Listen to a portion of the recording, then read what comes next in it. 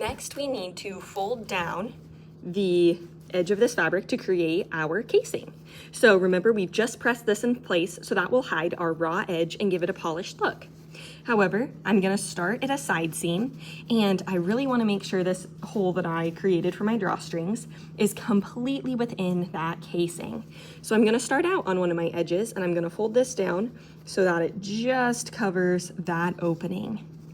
I'm then gonna put a pin in place.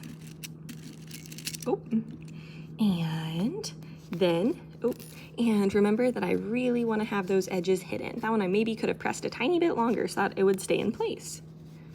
There we go, and then I'm gonna use my seam gauge to measure how far that is. Looks like it is about a tiny bit, almost 1.5, but I'm gonna leave my seam gauge there, and that will be my marking tool. So then, will help me mark and make this consistent.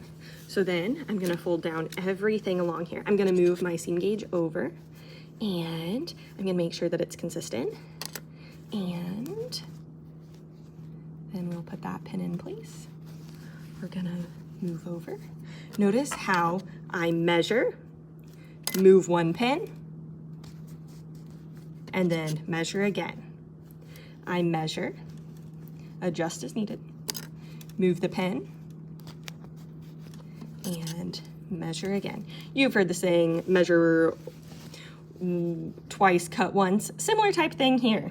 By measuring twice, sewing once, then you will hopefully not have to seam rip any of this, or hopefully none of it will be off. Oops, there we got a little bit off. There we go. Ooh, looks like that one's a little bit wide.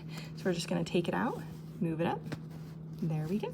You're gonna do this along the whole top of your bag. Good luck.